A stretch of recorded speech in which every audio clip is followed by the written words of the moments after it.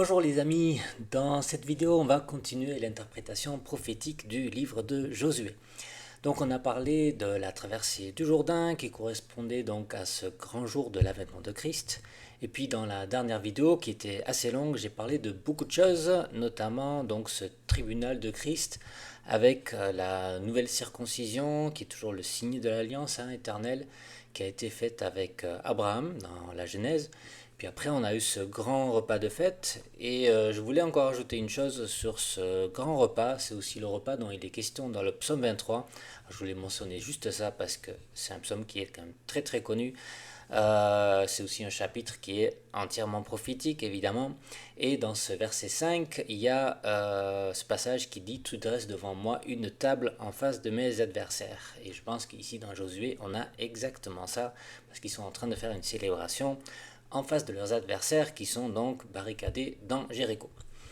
Alors voilà, j'ai fini donc la dernière vidéo avec l'arrivée de Jésus sur le mont des Oliviers qui correspondait donc à cette rencontre entre Josué et Jésus. Et on est arrivé maintenant au chapitre 6. Et chapitre 6, on va parler de Jéricho. Alors, je n'ai pas trop étudié en détail ce passage parce que j'ai beaucoup de choses à expliquer là-dessus. À quoi correspond cette ville de Jéricho dans la prophétie?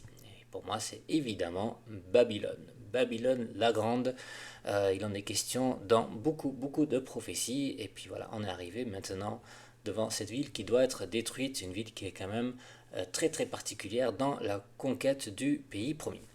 Alors, je vais consacrer cette vidéo entièrement pour expliquer qu'est-ce que c'est Babylone, ses habitants, comment ça fonctionne, quelle est leur destinée. Et ça va être un petit peu compliqué à comprendre, alors restez avec moi. Explorer la Bible, vérifier les passages. J'ai entendu évidemment beaucoup d'interprétations. On parle des fois de Rome, de Jérusalem, de la reconstruction de Babylone en Irak, de la Mecque, de peut-être encore de New York, Los Angeles, Hollywood, je sais pas. Il y a notre culture démoniaque qui vient de là-bas aussi. Mais moi j'ai une interprétation très différente parce que Babylone ce n'est pas ça du tout. Alors ça a été un vrai casse-tête parce que pendant très longtemps je n'avais aucune idée de ce que ça pouvait être Babylone et j'ai finalement compris avec le psaume 107. C'est une ville qui va être fondée bientôt. Elle n'est pas encore fondée, il faut lire le psaume 107 et comprendre de quoi ça parle. Babylone, c'est le séjour des morts. Les habitants de Babylone sont tous les milliards, peut-être centaines de milliards d'habitants, de gens du monde qui sont déjà morts. Alors, il va falloir avoir un petit peu d'imagination pour me suivre et je vais vous montrer les passages au fur et à mesure pour expliquer les différentes choses et ça va prendre de plus en plus de sens au fur et à mesure de cette vidéo.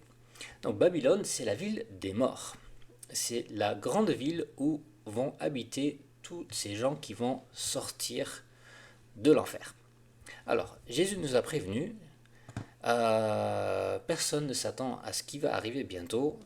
Ça pourrait correspondre très bien donc à ce jour de l'avènement de Christ. Jean chapitre 5, verset 28, il nous dit « Ne vous étonnez pas de cela, car l'heure vient où tous ceux qui sont dans les sépulcres entendront sa voix et sortiront. Ne vous étonnez pas de cela. » Peut-être qu'on a donné beaucoup d'importance au passage qui parle de l'enlèvement et pas assez à celui-là, parce que je pense que ça va être... on va remarquer qu'il se passe quelque chose. Ça va être vraiment quelque chose. Tous les morts qui sortent de leur tombeau, tous les gens qui reviennent de l'enfer, ça va faire du peuple. Ça va faire beaucoup de gens. Alors, cette interprétation-là va demander beaucoup d'explications. Ça va nous faire poser beaucoup de questions et au fur et à mesure, je vais essayer d'apporter toutes les réponses et voilà, je vais essayer de faire ça au mieux. Alors, évidemment, donc c'est une interprétation bizarre parce que nous, on est les vivants, on n'a pas d'interaction avec les morts. Et tout ce qu'on dit sur Babylone à la fin, dans la prophétie, c'est bien des choses qui se passent sur la terre. Alors, pour nous maintenant, tout ça, ça ne colle pas parce que les morts, ils sont partis, nos morts, ils ne sont plus là. On enterre leur corps dans les tombeaux et puis c'est tout ce qu'on connaît. Nous les vivants, on est ici sur la surface de la terre, les morts ils sont en bas dans l'enfer. Alors l'enfer c'est le séjour des morts, c'est la même chose. Il y a un passage dans Nombre 16, verset 30, hein, quand il y a la rébellion contre Moïse. Il est écrit qu'ils sont descendus vivants au séjour des morts. Hein. Donc le séjour des morts, il est en bas, il est au centre de la terre. Et c'est le lieu de souffrance donc, où les pécheurs sont brûlés dans le feu de la colère de Dieu et rongés par les vers de leur conscience. Donc il y a des passages qui parlent de vers et de feu aussi. Et si vous avez l'occasion de voir des témoignages des gens qui ont vu l'enfer dans des visions ou dans des expériences de mort imminente, hein, il y a beaucoup de choses comme ça, beaucoup de témoignages là-dessus sur YouTube, ben, vous verrez qu'on parle beaucoup de ça.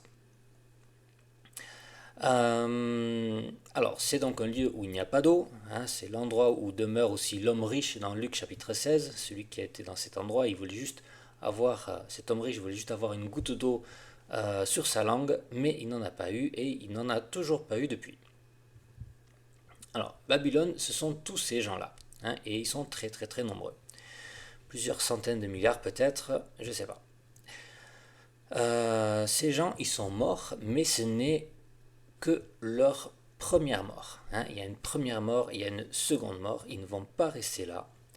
L'enfer, c'est un lieu de souffrance éternelle, mais ça ne signifie pas que ceux qui sont là-bas vont y rester pour l'éternité.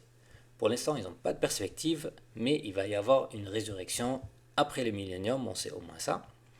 Hein, il y a les morts en Christ qui ressuscitent premièrement, et les autres vont ressusciter après. Donc ça veut dire qu'il y a bien une résurrection. Et pour qu'il puisse y avoir une résurrection, mais il va falloir qu'il se passe des choses. Il va falloir que tous ces gens, à un moment donné, arrivent devant le trône, qui plient le genou et qui confessent que Christ est Seigneur. Donc, si tout ça arrive, ça veut dire qu'il n'y a même plus de mort et que la mort est vaincue. C'est tout l'objectif de notre nouvelle mission du millénium. Avant même qu'ils reçoivent la vie, il va falloir d'abord qu'ils reviennent. Donc les morts vont revenir sur la terre.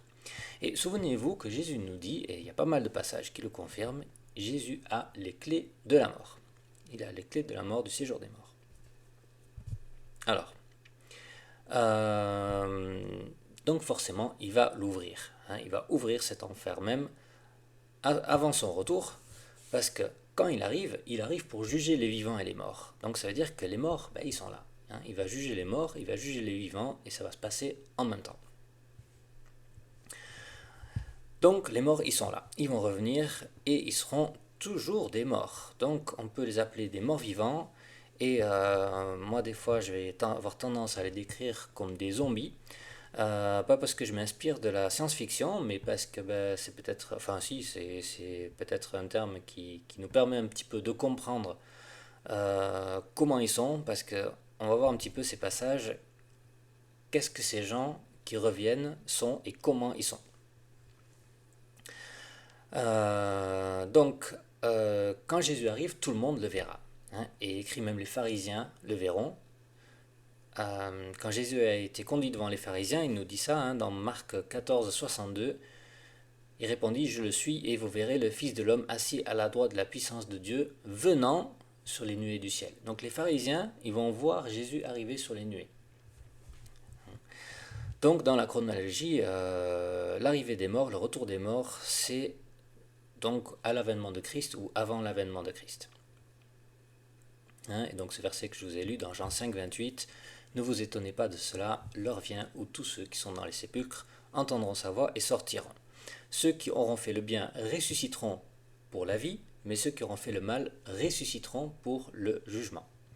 Donc ils ressuscitent, mais en même temps, ce n'est pas la première résurrection. Alors c'est un petit peu compliqué, qu'est-ce que c'est cette résurrection? Est-ce que c'est la résurrection à la fin du millénium ou est-ce que c'est une résurrection avant le jour de l'avènement de Christ? Là, il y a un truc qui se contredit un petit peu, pas évident à comprendre. Donc on va voir ça. Pour qu'il voit Jésus dans le ciel, il va falloir qu'il soit revenu. Hein, et dans la chronologie, je crois que ça correspond bien au 4e sceau de l'Apocalypse. C'est le 4e chevalier qui est accompagné du séjour des morts. Et le 4e chevalier s'appelle la mort. Alors je ne sais pas qui c'est, mais si c'est quelqu'un qui revient de la mort, ben, ça pourrait être Adolf Hitler ou qui vous voulez. Il y a des gens qui reviennent donc de la mort. Alors comment est-ce qu'ils reviennent et ils sont quoi exactement? hein, comment est-ce qu'ils peuvent avoir part à la première résurrection, au moment de la première résurrection, alors que l'Apocalypse dit donc clairement que les autres morts ne reviennent qu'à la fin du millénium. Et que se passe-t-il avec les vivants sur la terre? Parce qu'il y a le retour des morts, mais il y a aussi les vivants sur la terre. Donc ça fait pas mal de choses à expliquer, mais je crois que la Bible donne toutes les pistes qu'il faut pour avoir les réponses. Alors, Ézéchiel 38. Alors, dans Ézéchiel 37, on parle des morts qui récupèrent un corps. C'est la vallée des ossements, chapitre 37. Je vous laisse lire ce chapitre. Donc, il s'agit de toute la maison d'Israël, et selon moi, c'est donc en même temps pour Israël et pour tous les morts de la terre. Donc, verset 11, il me dit, Fils de l'homme, ces os, c'est toute la maison d'Israël. Et voici, ils disent, nos os sont desséchés, notre espérance est détruite, nous sommes perdus. Et ça, c'est intéressant parce que donc on a des os avec de la chair qui parle, mais ils sont quand même perdus et sans espérance. Donc il y a encore quelque chose qui est pas complètement accompli. La promesse qui leur est faite dans ce passage, c'est que ces os, ils récupéreront aussi leur esprit et qu'ils vivront. Mais ça, c'est pas quelque chose d'instantané. Donc ça se fera en deux temps.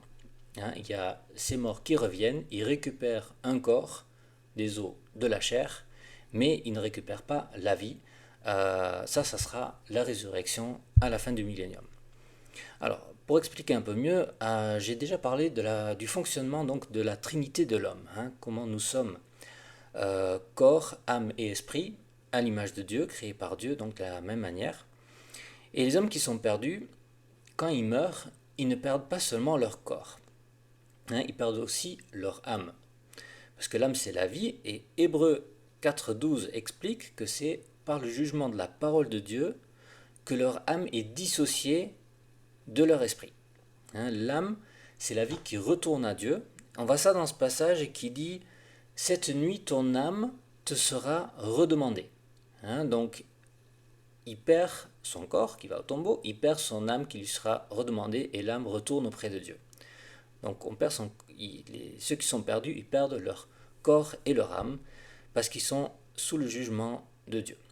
Hein, donc, il reste quoi? Il reste esprit, ils sont esprit, et c'est en esprit qu'ils sont en enfer, mais l'esprit, c'est aussi comme un corps, hein, parce que le corps spirituel de l'esprit a toutes les sensations, et c'est ce qu'on voit dans les expériences de mort imminente, par exemple, où ils sont en enfer, où ils sont au ciel, ils ont leur sens, ils ont un fonctionnement différent de communication, mais ils ont leur corps comme ils sont, et voilà, quand ils disent qu'ils rentrent dans leur corps, c'est comme un gant, parce que c'est la même forme, quoi. Voilà.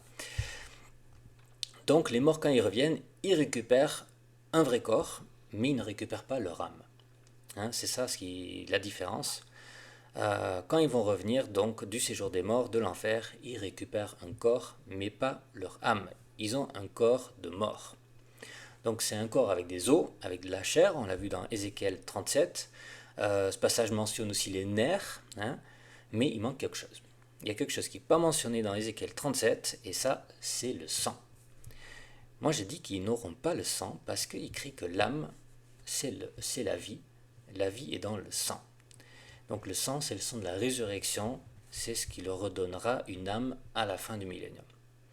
Donc il va y avoir des gens, pendant ce millénium, à partir de ce moment-là, ils sont là, ils sont présents, mais ils se considèrent encore comme morts parce qu'ils n'ont pas la vie, ils n'ont pas l'âme.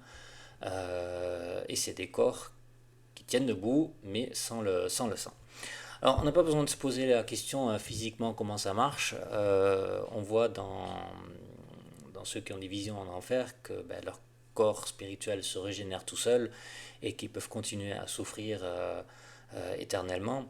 Donc, si Dieu les rappelle pour qu'ils soient sur la terre, ils sont là sur la terre, quoi. Donc, pour moi, il n'y a pas de problème là-dessus. Ça peut très bien fonctionner. Mais bon, en attendant, donc, ce sont des morts, ce sont des espèces de zombies, je pense. Même si leur corps est bien reconstitué, peut-être que sans le sang, ils ne seront pas beaux à voir parce que ça fait des gens qui sont pâles au niveau de leur corps. Voilà. C'est ce que je pense. Donc, on sait que notre culture nous a inondé de films, de jeux vidéo sur les zombies. Et je pense que ces choses ont souvent une inspiration satanique, hein, parce que dans les films, les zombies ils veulent du sang, ils sont attirés par le sang, c'est le sang qui leur donne la vie. Et voilà, tout cet univers de zombies qui nous est tombé dessus par la culture, par les films, par les jeux, je pense qu'il y a une inspiration plus ou moins satanique derrière aussi, peut-être pour qu'on les déteste.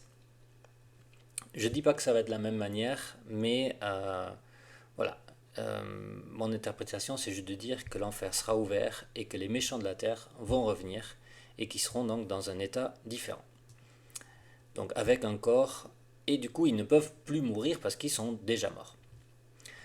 Euh, voilà, donc vous pouvez me prendre pour un fou avec cette interprétation-là, mais le monde va beaucoup changer et on ne peut pas vraiment imaginer tout ça. Il y a quand même un verset qui dit dans l'Apocalypse 9, verset 6, les hommes chercheront la mort, ils ne la trouveront pas, ils vont désirer mourir, mais la mort fuira loin d'eux. Ça, c'est quand même un verset très compliqué qui n'a absolument aucune interprétation pour aujourd'hui. Hein, c'est bien quelque chose de, de, de futuriste et voilà, qui est aussi de la science-fiction quelque part. Voilà, difficile à comprendre. Donc pour moi, a priori, ce verset, c'est pour le reste des vivants qui ne peuvent pas aller en enfer parce que du coup l'enfer est vidé et l'enfer est fermé. Hein. Peut-être que les vivants, quand ils meurent, ils deviendront des zombies comme les autres. Les vivants qui meurent ne peuvent pas aller en enfer. Je pense qu'il faut qu'ils restent là pour le jugement de toute façon. Donc il y a le jugement qui arrive sur la terre, il y a les morts et les vivants. Je pense que les vivants ne peuvent plus mourir, ou alors les vivants deviennent comme les morts. Voilà. Bon, un petit peu compliqué, j'espère que vous arrivez à suivre. Alors, je vous propose de passer maintenant à ce psaume 107. Je vais peut-être l'afficher parce que j'aime beaucoup ce passage. Psaume 107. Voilà, donc là il est question de ville, hein. Déjà ici au verset 4, et on aura un autre verset un peu plus loin. Je vais insister sur ces versets-là. Ceux qui avaient pour demeure les ténèbres et l'ombre de la mort, vivaient captifs dans la misère et dans les chaînes. On parle de ceux qui sont en enfer. Pourquoi ils sont en enfer? Parce qu'ils s'étaient révoltés contre les paroles de Dieu, parce qu'ils avaient méprisé le conseil du Très-Haut. Hein, c'est ce que Dieu donne comme information pendant notre vie sur terre. Qu'est-ce qui se passe avec eux? Ils humilient leur cœur par la souffrance. Ils succombèrent et personne ne les secourut. Ils ne sont pas sauvés. Et ils sont humiliés. Leur cœur doit être humilié par la souffrance. Et cette souffrance n'est pas dans le sens de punition pour ce qu'ils ont fait sur la terre, c'est dans un but d'humiliation de leur cœur. Et là, qu'est-ce qui se passe? Dans leur détresse, ils crient à l'Éternel et il va les délivrer. Il les délivre de leurs angoisses. Il les fait sortir des ténèbres, de l'ombre de la mort, donc ils vont sortir de l'enfer, il va rompre leurs liens. Maintenant, ils doivent louer l'Éternel pour sa bonté, pour ses merveilles en faveur du Fils de l'homme. Il a brisé les portes d'airain, il a rompu les verrous de fer. Ça, c'est les portes de l'enfer. C'est avec la clé, justement, que Jésus a eue, et la clé de la mort, du séjour des morts. Il va ouvrir ces portes d'airain. Il va les rompre. Donc voilà. Un petit peu plus loin, dans ce chapitre, ils fondent une ville pour l'habiter. Voilà, ça c'était mon verset pour comprendre qu'est-ce que c'est Babylone. Parce que si tous les morts reviennent, eh ben ça fait une grande ville, une très grande ville. Et là j'ai fait le lien, j'ai dit ça c'est Babylone la grande. Donc voilà, ils changent le désert en étang, la terre aride en source d'eau. Donc ils préparent un endroit pour eux. Hein, pour y établir ceux qui sont affamés, ils font une ville pour y habiter. Qu'est-ce qu'ils vont faire? Ils vont ensemencer des champs, planter des vignes, recueillir des produits et il va les bénir. Et ils deviennent très nombreux. Ça alors. Donc ça, c'est la grande ville Babylone, grande ville.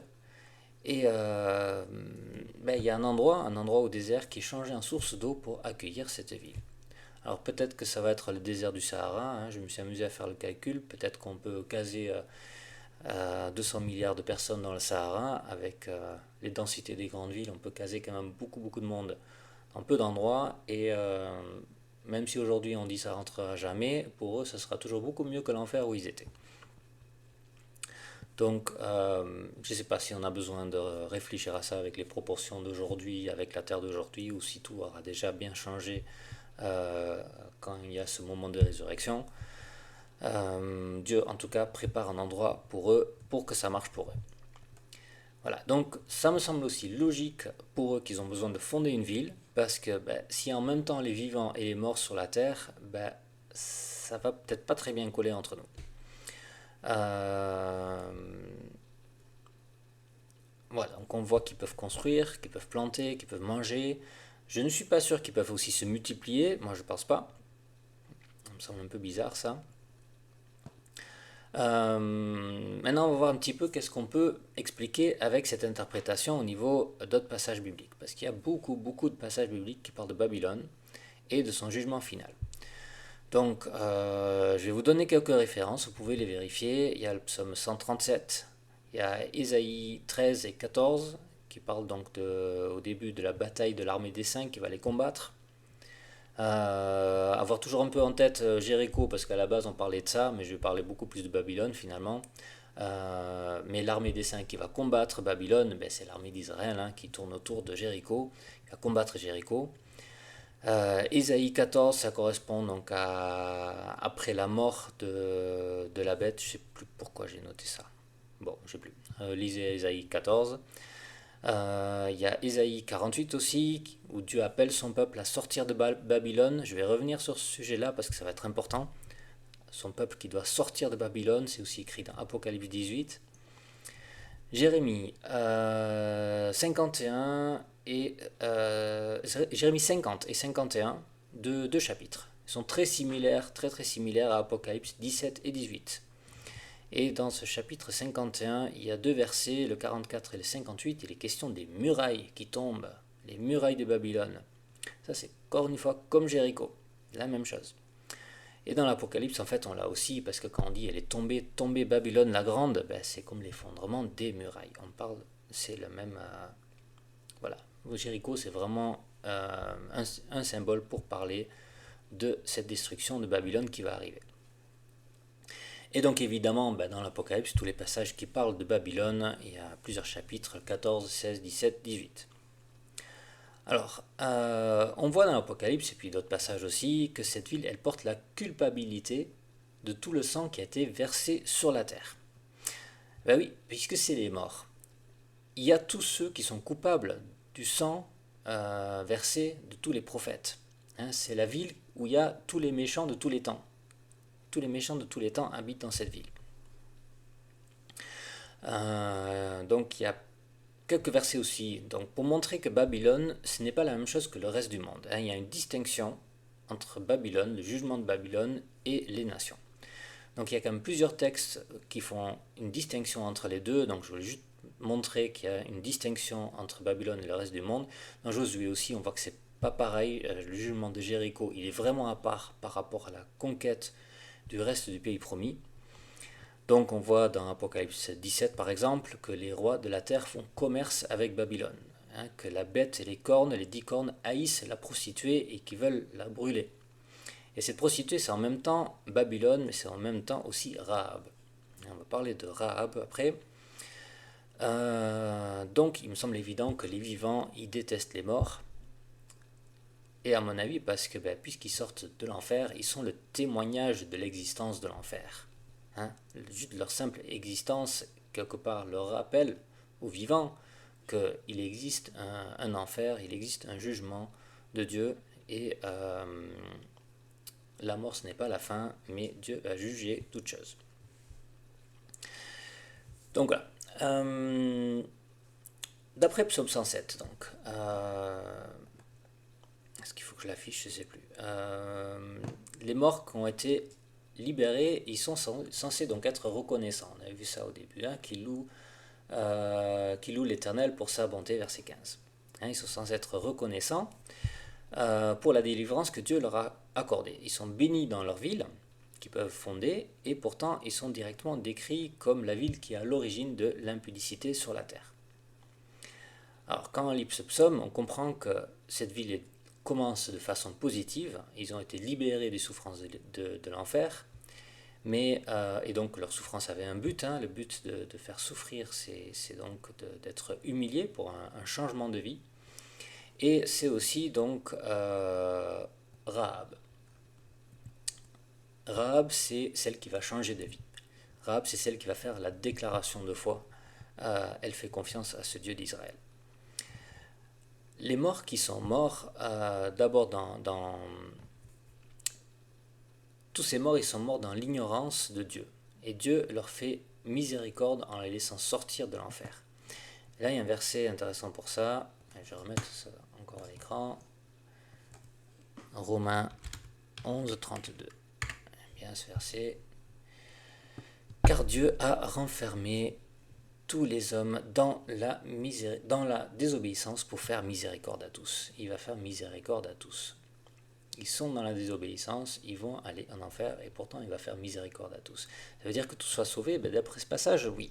C'est un petit peu plus compliqué que ça, mais finalement, tous vont arriver à une résurrection, et la mort sera vaincue.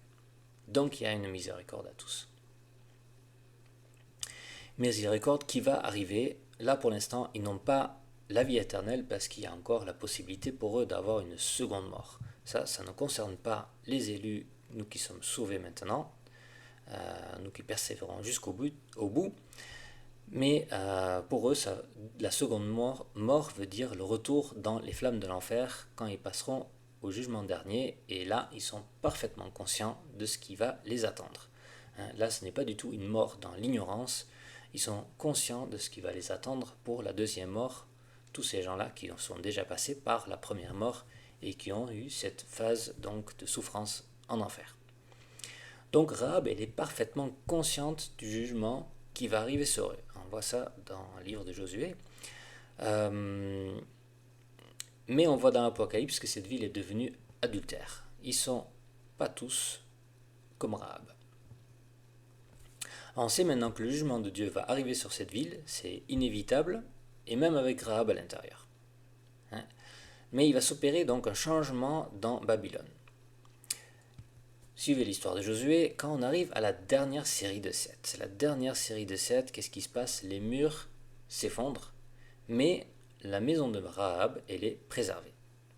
La maison de Rahab, elle est toujours là. Donc il faut comprendre la fin des temps avec des séparations de groupes. Je vais le présenter comme ça, parce qu'il y a tout le temps des groupes qui vont se séparer en deux. Il n'y a pas juste deux groupes, les bons et les méchants. On essaye de tout comprendre avec ça, mais c'est plus compliqué que ça. Il y a des séparations de groupes. Donc la première séparation, c'était les élus qui sont enlevés. Il y avait en même temps les vivants et les morts en Christ qui sont enlevés au ciel. Ça, c'est les élus qui ont persévéré jusqu'au bout. Et les non-élus, ceux qui ont chuté, qui restent pour le jugement. Donc ça, c'est la première séparation. Après, il y a une séparation au niveau des groupes sur la terre, parce qu'il y a le groupe des vivants sur la terre, et on a vu maintenant, on a discuté de l'arrivée de Babylone. Ça, c'est le deuxième groupe, donc les morts qui arrivent sur la terre. Donc il y a le groupe des vivants d'un côté, c'est les nations. Chaque fois qu'on parle des nations dans les prophéties, c'est tous les pays qu'on connaît aujourd'hui. Et le groupe des morts, donc c'est Babylone, cette ville qui va arriver avec l'arrivée de tous les morts. Et maintenant, il y a encore une séparation, parce qu'il y a la séparation dans Babylone. À l'intérieur de Jéricho, il y a une séparation avec la maison de Rahab et le reste de Jéricho. Donc, une séparation, le reste de Jéricho sera dévoué par interdit. Et dans l'Apocalypse, on va regarder au même endroit qu'est-ce qui se passe. Il y a aussi une séparation, mais elle n'est pas en deux, elle est en trois. Elle est en trois. Vous connaissez ce passage? En fait, très bien, parce que c'est la dernière plaie. Là, on est à la dernière série de 7. Donc, on est au chapitre 16. C'est les coupes. À chaque fois, il y a 7 dans le dernier 7, avec Josué comme dans l'Apocalypse. C'est comme ça qu'on comprend l'Apocalypse. La dernière série de 7. Alors, il y a plus de séries de 7 que dans l'Apocalypse que dans Josué. Mais le fonctionnement, c'est la même chose. Et là, on finit avec les derniers. Et là, 7e coupe. Il sortit du temple, du trône, une voix forte qui disait « C'en est fait, il y eut des éclairs, des voix, des tonnerres, un grand tremblement de terre, tel qu'il n'y en avait jamais eu depuis que l'homme est sur la terre, un aussi grand tremblement. Et la grande ville fut divisée en 3 parties. Et les nations tombèrent. » Donc il y a bien encore la distinction entre les nations et Babylone. Mais là, il y a 3 parties. 3 parties pour Babylone. Qu'est-ce que c'est ces 3 parties? Donc, compliqué sous ces groupes différents, mais on va arriver à comprendre. Pourquoi 3 parties pour Babylone? Pour moi, la réponse, on l'a encore avec Josué, parce que Josué ne laisse pas juste la vie à Rahab. Josué laisse la vie aussi à tous ceux qui appartiennent à Rahab. Et on va appeler ce groupe les invités de Rahab. Le 3e groupe, les invités de Rahab. La population de Jéricho, Rahab et les invités. Rahab devient en quelque sorte l'élu du peuple des morts. Et en fait, ce n'est pas une nouvelle élection, c'est l'ancienne élection. Rahab, c'est les morts du peuple d'Israël. Parce qu'il est écrit que tous seront sauvés. Romains 11, verset 12. Qui dit « Or, si leur chute a été la richesse du monde et leur amoindrissement la richesse des païens, combien plus en sera-t-il quand ils se convertiront tous ?» Il y a une conversion pour tout le peuple d'Israël. Et ça, je pense que ça ne parle pas que des vivants. Ça ne parle pas explicitement des morts, mais pour moi, c'est les morts et les vivants. Là, il y a un truc qu'on doit comprendre. Dieu a mis un voile sur le peuple d'Israël. Ils ne se convertissent pas maintenant, ils ne peuvent pas se convertir. Pourquoi Dieu fait ça? On va mettre écran et on va afficher Matthieu. Matthieu. Passage de ma prédication. Ma première prédication, je n'en ai pas fait beaucoup. Matthieu 13. C'est pourquoi je leur parle en parabole, parce qu'en voyant, ils ne voient point. Qu'en entendant, ils n'entendent, ni ne comprennent. Pour eux s'accomplit cette prophétie d'Ésaïe, vous entendrez de vos oreilles, vous ne comprendrez point. Vous regardez de vos yeux, vous ne verrez point. Car le cœur de ce peuple est devenu insensible, ils ont endurci leurs oreilles, et ils ont fermé leurs yeux, de peur qu'ils ne voient de leurs yeux, et qu'ils n'entendent de leurs oreilles, qu'ils ne comprennent de leur cœur, et qu'ils ne se convertissent, et que je ne les guérisse. Qu'est-ce que c'est ça? Ça m'avait bien perturbé ce passage. Jésus ne veut pas les sauver. On voit avec ce passage, Jésus ne veut pas les sauver, et c'est incompréhensible. Mais on va le comprendre. Dieu fait exprès de ne pas sauver ce peuple. Mais ce n'est pas une injustice quand on va comprendre la suite. La justice de Dieu qui va s'opérer pour eux, elle est extraordinaire. Parce que eux là, qui ont eu ce voile, qui n'ont pas pu se convertir, qui n'ont pas été guéris, c'est Rahab. Israël, c'est Rahab. Ils sont maintenant perdus. Je ne sais pas tous dans quel état ils sont maintenant, mais ils vont être ce Rahab dans Babylone.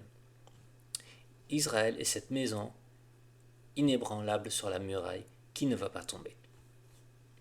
Et les invités, le groupe des invités de Rahab, c'est tous ceux de Babylone, tous ceux des morts, qui vont s'associer à elle, qui vont mettre leur confiance dans le témoignage de Rahab. Donc après la séparation en 3, il va falloir faire sortir Rahab, et ils vont faire sortir Rahab et les invités, ces invités, ils vont les faire sortir de la ville. Josué va placer Rahab et ses invités en dehors du camp d'Israël. Donc il y a une séparation, ils ne sont pas avec le camp des saints. Mais on a la même chose aussi dans Apocalypse 18. Il faut faire sortir son peuple de Babylone. Je vais afficher celui-là. Apocalypse 18, c'était le verset 4. Sortez du milieu d'elle, mon peuple. On est en train d'avoir le jugement de Babylone, tomber Babylone la grande, et maintenant il y a son peuple. Dieu dit, j'ai mon peuple dans Babylone. On a Apocalypse chapitre 18. Qu'est-ce que c'est ce peuple qui est dans Babylone? Ben oui, mais c'est Israël. C'est Israël, ceux qui reviennent de la mort. Afin que vous ne participiez point à ces péchés et que vous n'ayez point part à ces fléaux. Ça, c'est la condamnation éternelle pour les morts, la condamnation qui continue pour ceux qui restent rebelles.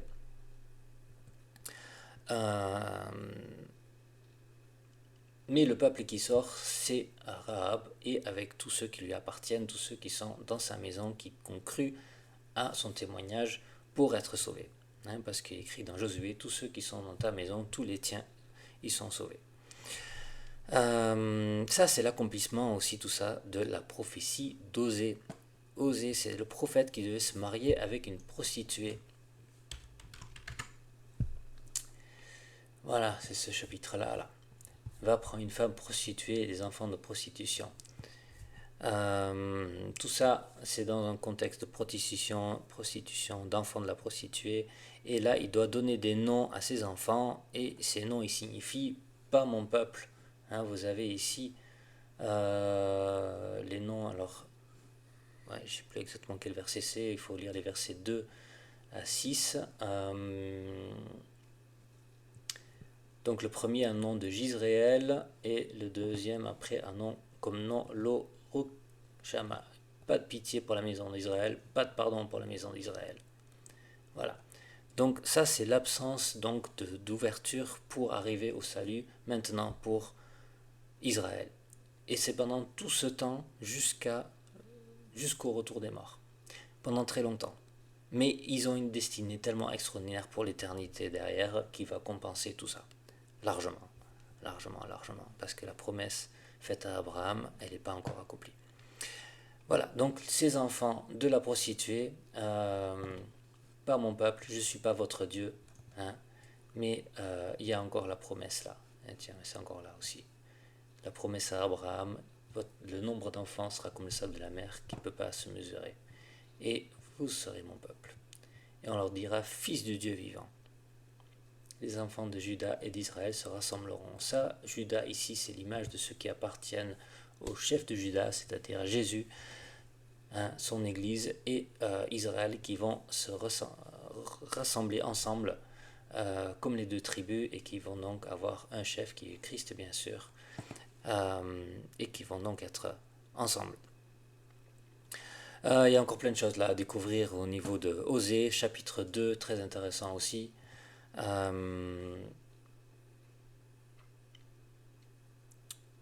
Chapitre 2, donc il en fait des fils de Dieu, c'est encore rappelé ça.